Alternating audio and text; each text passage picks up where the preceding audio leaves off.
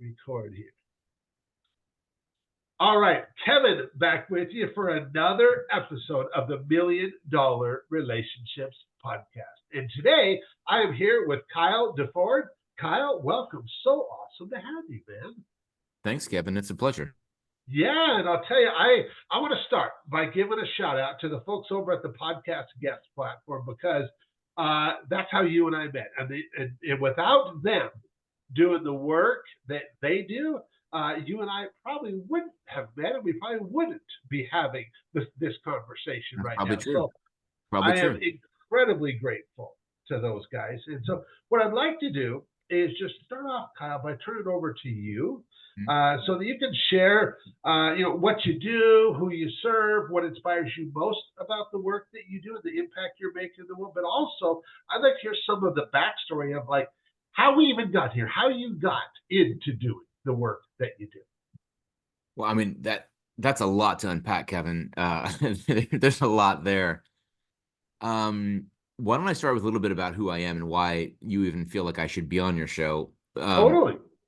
Is that good? That's The perfect. So my name's Kyle, right? As you know, I grew up outside Philadelphia, Pennsylvania. I'm almost 50, so I grew up. I'm an older, kind of like mid to older Gen X guy, Okay. and I grew up coming home from school, getting on my BMX bike, riding around until the streetlights came on, and Saturday morning cartoons, eating a bowl of cereal, and watching GI Joe or whatever. So I was kind of like your quintessential, like archetypical um kid in the 80s. I grew up in the 80s. Was born in 74, but I kind of came of age in the 80s. So anything you think about when you think, you watch Stranger Things, like that was me. That was me and my buddies driving around without the aliens, driving around your little BMX bikes. Yep. And grew up, my dad wasn't really present. He and my mom divorced when I was 2. I have an older brother and sister, 8 and 11 years older than I am. So by the time I was at that age, they were gone. My Okay. mom, single mom, worked a number of jobs to try to make ends meet. And so I had a lot of time to kind of figure out what I wanted to do, kind of who I was, and just explore. And it was in many ways, it was a great gift for me because um, people would watch Saturday morning cartoons. My buddies would come over, or whatever. We'd watch things. And I didn't care much for the cartoons as much as I loved the commercials in between cartoons. And my daughter, one, I've got 6 children, but my middle daughter is 15, and she has honeycomb the other day, honeycomb cereal. She's like, I love honeycomb. And in my mind, I could hear the jingle. I don't know if Uh-huh. you Uh-huh. remember it, right? Honeycomb's Uh-huh. great. Yeah, yeah, it's not Yep. big. Yeah, yeah, it's not small. No, no, no. And I'm thinking this, and I'm like, and this is literally 2 days ago. I'm like, why is that so poignant? Well, because I grew up loving commercials. I love the tangible aspect of connecting people with a product or giving them a message through different means. And back then, it was a few TV stations or maybe magazines or a newspaper. And I never really knew that I had a career in this, but through many different careers. I published a magazine for a number of years. My first job, started my own magazine. And then I ended up doing a number of things for other brands, some big, some small, Nike and Dr. Martens being the most notable. And I had an opportunity. I had dabbled in design, dabbled in some creative agencies in the past, but I had an opportunity to come here where I am now and work in branding and advertising. And the exact same thing that kind of turned me on when I was 10, 9, 10, 11 years old in Philadelphia, looking at commercials on a Saturday morning. And I do it because one, I love it. And it's like, I love waking up every day. I work with amazing people. I am definitely one of those people who's a sum of their parts because, couldn't do what we did without the 40 some people who work here. Yeah. But one of the things I love is that we're able to help companies, businesses, entrepreneurs sell their product, service, or whatever. Whether it's SaaS, business to business, whether it's consumer packaged good, whether it's one of our biggest clients is a tourism board in California, and we do all of their advertising, their campaign work. It's what I find is I'm doing the same thing that I found myself being part of when I was younger, and that's connecting brands or services or goods with people or potential customers. And I love that. So that's what I do today. I run an agency called The Brand Leader. We're based here in Greenville, South Carolina, but we have offices in New York City and Oakland, California. We've got a number of people across the country who freelance for us.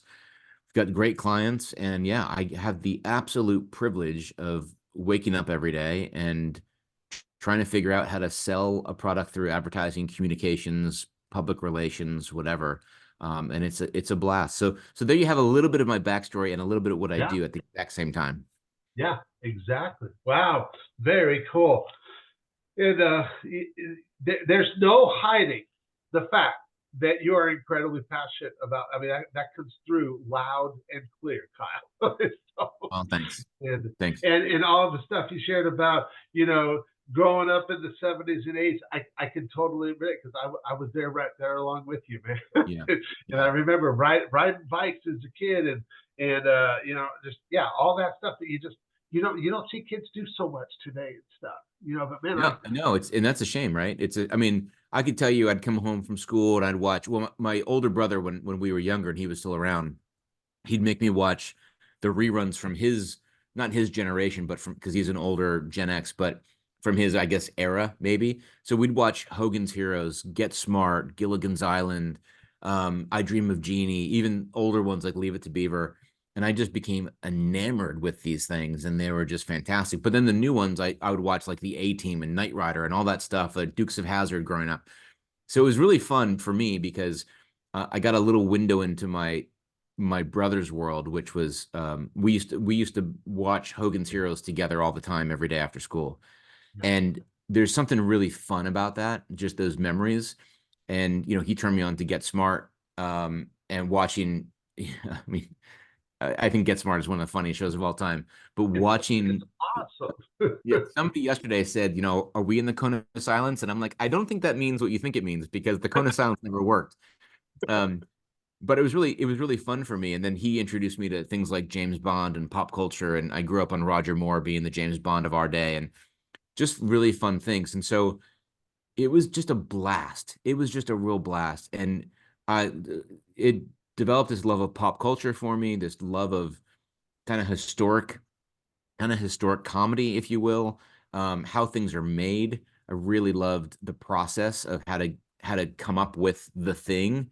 I was coming up with campaign lines when I was 11 and 12 years old, and now I get to do it for my job. And so I would be baffled at things that didn't work. Like, why is that ad doesn't that's stupid, and back then you'd go through the Sears catalog to shop for Christmas, and I remember thinking like this could be so much better. So not saying that I do it best at all, but I have the ability to try and do some really fun things. So yeah, that whole time was, man, just I've had a privilege lately. I'm turning 50 this year in a couple months, and I've had the privilege of looking back a little bit and really appreciating how I grew up in a much different light than I did most of my life.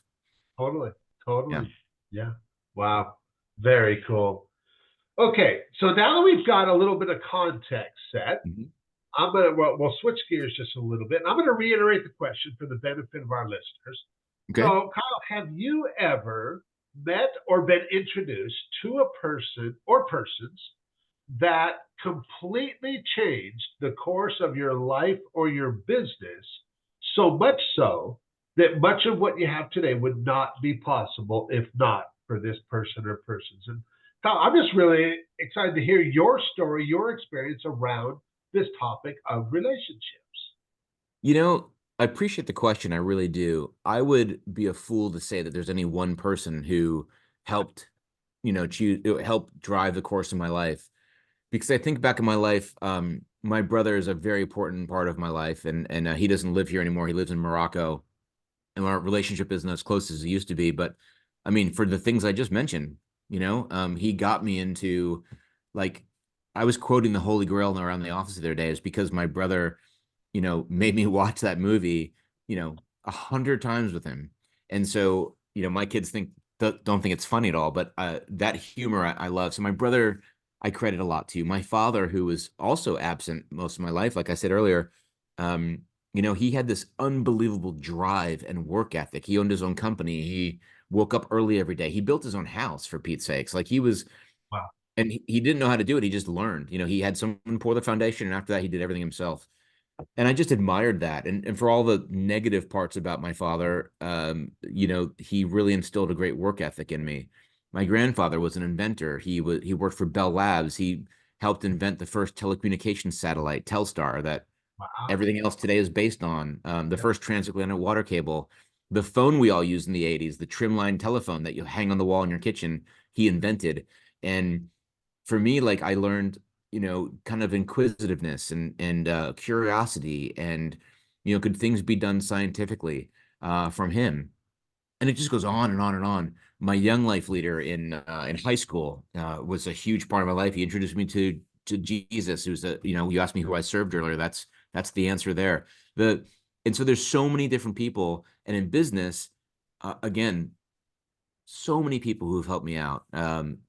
Notwithstanding my current business partner, who's amazing and who took me on as a nobody and saw something in me when I was, I like to say I was a kid, but I was 44 or 5, and he was just like, "Hey, let's work some magic together." And so many Mhm. people in between who helped facilitate my career, who saw something in me, whether that's Steve Murray, the former CEO of Vans and Dr. Martens, who hired me at Dr. Martens, or the person who inspired me to run long distances, or Chris Carmichael, who was Lance Armstrong's coach, who hired me to work on some stuff for him. He's still a dear friend. There's so many people in my life. I am, like I said earlier, at the job I work, I'm the sum of all the parts here. My Yeah. life is literally the sum of all the people, and especially the men who have influenced my life, given me a chance, let me fall, stumble, learn from it, and get back up again. Yeah, we could probably have a podcast for every single person that came across my life. So there's no simple answer to what you said, and I think that's pretty sweet, right? I think that's pretty cool. It is really awesome. And it's funny because when I did start this podcast, Kyle, my initial thought right from the beginning was I am going to have each of my guests talk about the one most valuable relationship in their lives, and it only took until the third interview because those first 10 or 20 interviews were all entrepreneur friends of mine, Yeah. and my friend was like, "Are you serious, Kim? Do you really expect me to narrow this down to one person? I can't do that." And I'm like, well, I guess not then. I guess we'll just do whatever. We'll just talk about whatever you feel led to talk about. Yeah. Yeah. So, Well, you just oh, said something really interesting. You just said something about, the most impactful, or however you just put it, was really nicely worded. But a minute ago, when you asked me the question, it was the most influence on my business and career. If we're talking about the most influential person in my life, full stop, it's my wife. She is, I mean, I would not be here without her. She saved my life. She is my best friend. She's the funniest person that I've ever known. Although she wouldn't think she's funny. Like she's like we laugh all the time. It's my favorite sound in the world is hearing my wife laugh. She walks with me through everything, the good times, the bad times. When I deal with an issue, she's a therapist, but um, she walks through things with me at work, or home problems with the kids, as a partner, as a friend, as my wife, but not as a therapist. She's the most special person I've ever met, and I've seen her influence other people. And I'm sure if you had other people who live in Greenville be on your podcast, I bet you my wife's name would come up more than not.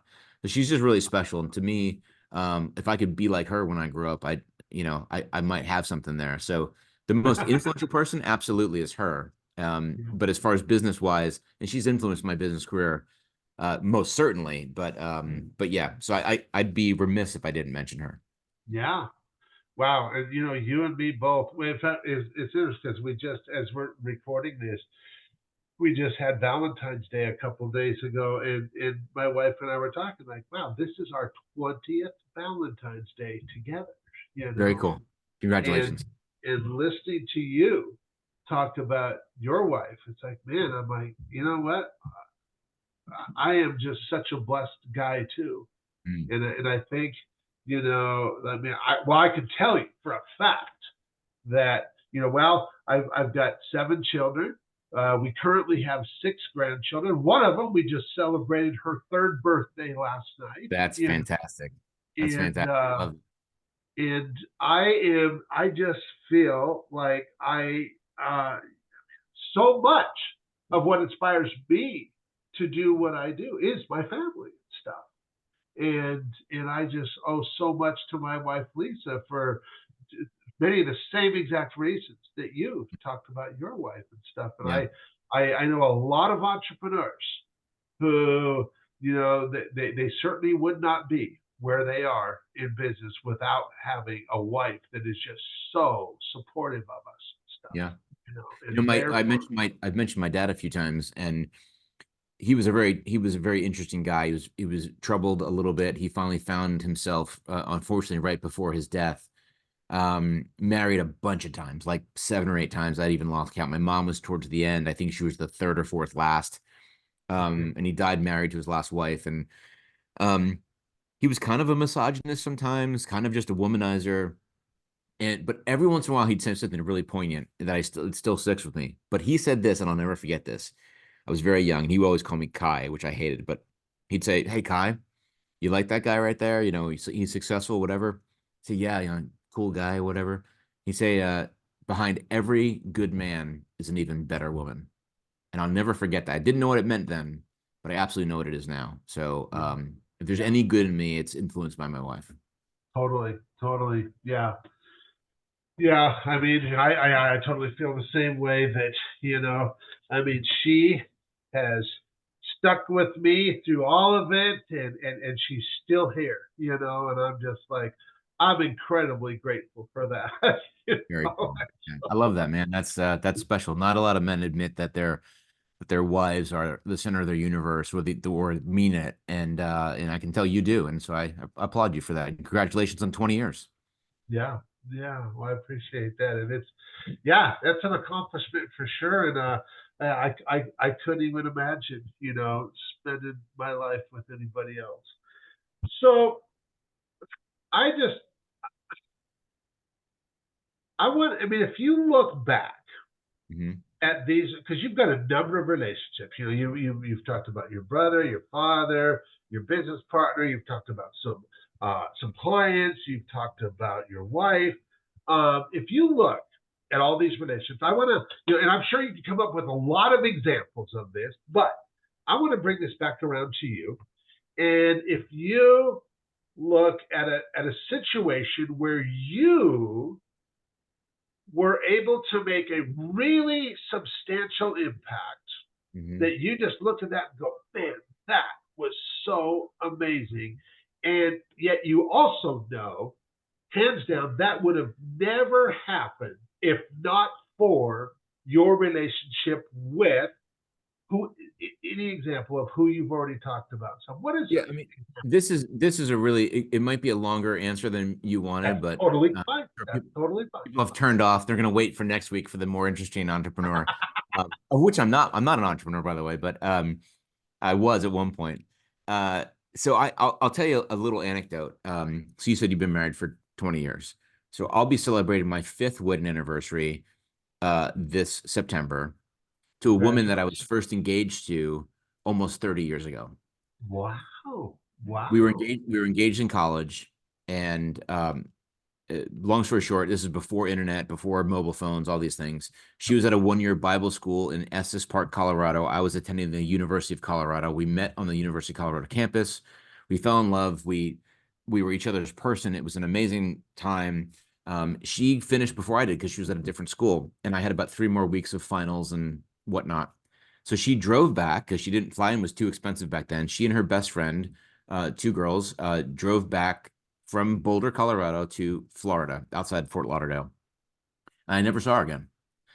And we were supposed to get married that fall. And you're transient in college days, and people had landlines, but I left the people I stayed with. I had an apartment and I left, and so I was supposed to drive back home to Philadelphia right around the time my brother had his first child, was only child, who had a couple medical problems upon birth, and so I went back to be with him. She couldn't find me. She had no way of contacting me. I had no way of contacting her. Like dummies, I never got her phone number, and for whatever reason, as silly as we were, as stupid college kids, young college kids, we just grew apart. I mean, had no way of finding each other. We just moved on. 21 years later, I was at a midlife crisis. I was working at Dr. Martin's. I had a massive blow up in my life, crash and burn. Uh, got divorced, had a suicide attempt, got fired from Dr. Martin's, and what is now like business lore at the office because it was just so awful. What had happened was in my life, I had a lot of shame of a lot of things around my childhood and growing up and how that happened. And growing up, I had a massive chip on my shoulder, and I didn't want people to know the real me. I had a lot of anxious attachment issues and lots of things that we don't need to get into. But the the result of that was I wore a mask through the better part of my life. And if you if you liked me, well, you could never leave me because you liked the mask, right? And I didn't think about it in those terms back then, but that's really what happened. And if you didn't like me, well, you can't hurt me anyway because you didn't like the mask. That's not really me. So joke's on you. But what happened was I started living my life so much for myself and so selfishly that I started making really poor choices that affected a lot of people around me. And it all blew up around the same time. And right as I was going to say picking up the pieces, but I was kind of at the lowest low. I hadn't picked up pieces yet. My now ex-wife told me, "Hey, why don't you just go someplace, just try to decompress, find yourself." And so we lived in Portland, Oregon. It was very easy to take a little puddle jumper over to Hawaii. I love Maui. It's a very special place for me. So I took my bicycle, my running shoes, and for 2.5 weeks, all I did was hang out in the island. And one of the things I did was when I was getting over there, I said, I was flying over there, and I don't know what it was, but I mentioned earlier that I'm a Christian. But I became a Christian in high school, and I walked away from my faith when I lost my now wife, when I couldn't find her anymore. I was like, God, I thought this was your plan. There's no such thing as a plan. There's no such thing as you. Like, I don't believe anything anymore. And I walked away from my faith. So I'm going out to Hawaii. I'm on an Alaskan Airlines flight. I'll never forget it. I'm sitting on the aisle seat, and I'm tired of living my life this way. Nothing's working. Everything I try is so selfish. I degrade other people. I treat people like crap. I'm known as a massive dick. While I was moderately successful in life, it was always on the back of other people that I stepped on rather than helped up. And I was like, I'm just tired of it. So I just said, hey, you know what? Universe, Jesus, Yahweh, Muhammad, Nirvana, whatever, Buddha. I'm like, whatever's out there, I don't care. I'm just telling you, if you, whatever you are, is listening, I'm just going to be open to anything that comes my way. I'm going to say yes to everything while I was in Hawaii. And when second I got off the plane, the guy at the rental counter who gives me the Jeep is like, "Oh, you're here for business?" And I'm like, "No." And he's like, "Oh, you're by yourself? Like, do you live here? Are you flying back home?" And I'm like, "No." He's like, "Who comes to Maui by themselves?" And I'm like, "Well, I guess I do." He's like, "So do you know anyone here?" And I'm like, "No." He's like, "Well, I know this is weird enough, but like, I get off later if you wanted to get a beer and just like, I can show you the island." I'm like, "Yes." But my answer would have been like, F no. But I was like, okay. Later on, I had an Uber driver because actually that Jeep broke down. Uber driver said, "Hey, do you want to sit up front with me?" And I said, "Yes." Sure. The answer was no, but I said yes. She's like, "Do you want to stop at a Starbucks along the way and have a coffee with me?" Why would somebody ask me that, right? She was an old Hawaiian lady. She sat on a stack of literal phone books on her chair. The people I stayed with, who I rented a room from an Airbnb, the people at the local bar. I went to a sushi bar and I'd sit at the bar rather than taking up a table because I was alone, reading my Brene Brown book. And the chef comes over and he's like, "You enjoy your sushi?" Yeah. Same questions. Are you here for business? No. Well, why are you by yourself? Do you live here? No. Who comes to Hawaii by themselves? Like everyone asked me that. He's like, "Hey, we're getting together to play pool after this when we all get off. If you want to join us." And I was like, "Yes." Every single person at some point in that first conversation mentioned either Jesus or that they were a Christian. And I finally just held my hands up and I was like, "What, like, you're chasing me on, like, what's happening?" Like I was just so very convicted and humbled and felt chased, but also cared for. And the very, very last thing that I ever saw before I got on that plane was I was watching TV, having a beer right before I got on the plane coming home. And I heard my now wife's voice on TV. She's a very distinct voice, a little lisp on a couple letters.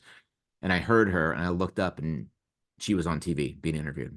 I hadn't seen her, spoken to her, not friends on Facebook, no letters, nothing for 21 years. Wow. And what I said to her at our wedding was, if I was God and I wanted to prove to Kyle that I existed, I would have shown him you that I was real. And I wrote her and I said, "I don't know if you remember me, but I'm going through a really low point right now. And you just showed me some things that were really, really important." And she wrote me back and she goes, "I'm insulted, not remember you. We were supposed to get married." And she's like, and besides, I've been looking for you for 20 years. Like, what are you talking about?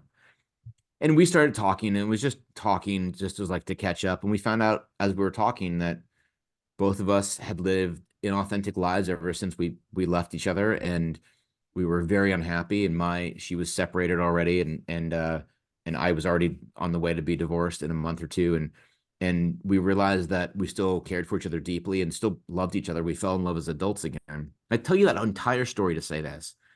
My life is divided up into very two distinct sections, and one is before that moment and after that moment. And whether it's when I came back to my faith and recommitted my life to the Lord, whether it was meeting my wife again, they all around that same point in time in my life. But one thing I learned was this very, very important lesson for me is treating people with kindness is the best way to live your life. And I didn't do that. And so I've made it a point since then, now 7 years on, to and my wife is a big driver of this. She's like, I know who you are. I've always known who you are. Like, I know the man inside of you. And she's helped me walk through a lot of things in my life which were tough. And so I live my life now in a way that I said yes to your podcast. I still have that yes policy.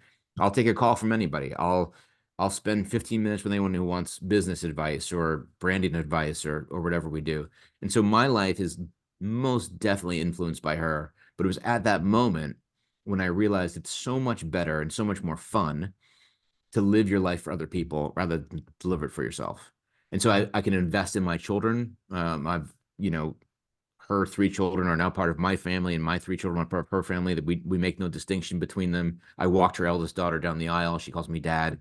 Like, we're an incredible family, and loving them and loving other people that are not in our family has been kind of a preoccupation of mine, because I was so mean. I would fire people because I was like, they would come up with an idea, but if the idea was something that I knew was a good idea, but I didn't come up with it, I felt like they made me look bad.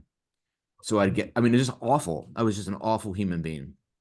So yeah, it's been another long-winded answer, but I have to say that my wife, as I exalted her earlier, out of all the people that have changed the course of my life, and there are many, she's the one who helped me realize um, who God is in our life, but also what my my calling isn't what I do. My the plaque outside of my office next door says husband, father, and then all the other things that I do. And someone says, "Why does it say that?" I go, "Because that's who I am. This is what I do."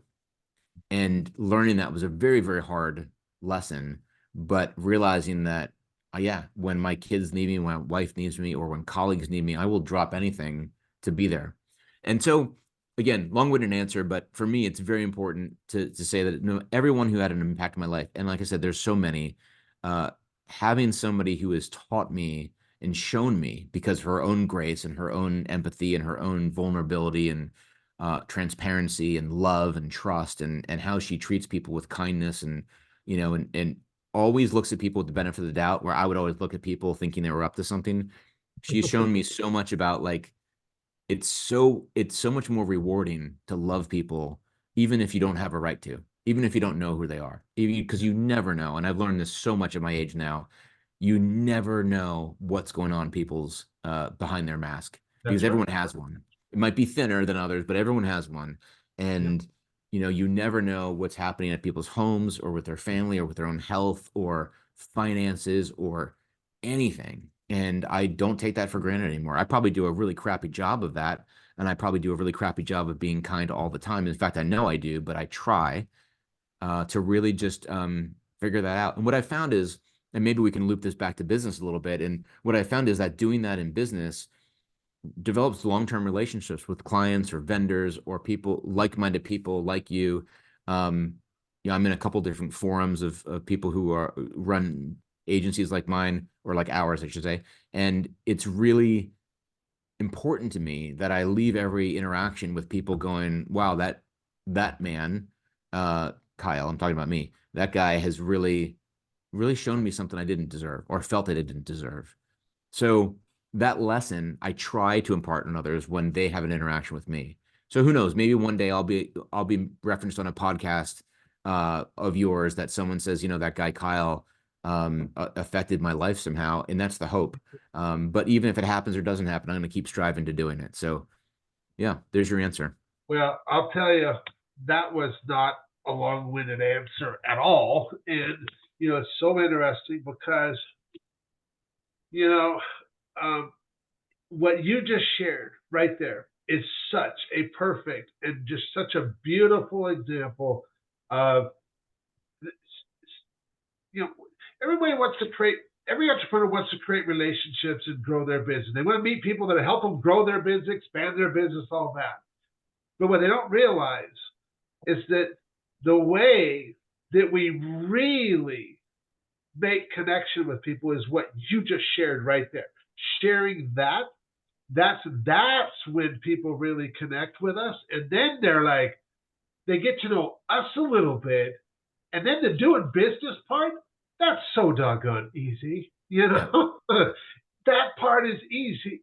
But the way we connect is by just keeping it real and just Yeah. talking about ourselves and our lives and our shortcomings. And a lot of guys are like, nah, I don't want to do that, but yet when we just keep it real and say, you know what, hey, I might be world class at this thing that I do over here. But man, you know what? Here's where I'm really struggling right now. And here's where I could really use some help and support. And I'll tell you, with what you shared just there, Kyle, there's going to be a lot of entrepreneurs that can relate to many parts of that story. Good. And that, in this context, that say, because now they're going to be thinking, man, Kev, I just really like Kyle. I like what Kyle stands for and stuff. Man, I would love to find out more about Kyle. I'd love to, hear more about what he does. But it's because they felt a connection with you now. And so with that, we can just segue. And, for anybody who is feeling that way right now, as they just listened in on this conversation, they would like to find out more about what's the best way for them to do that, Kyle? I'm on LinkedIn quite a bit. So you look Okay. for Kyle Duford. There's only one other guy named Kyle Duford in the world, I think, and he lives in Canada. Every once in a while, I'll send him a note saying, "Stop stealing my underwear." He doesn't think that's funny. But yeah, Kyle Duford, you'll find me. And our agency is called The Brand Leader, and that's thebrandleader.com. So super simple.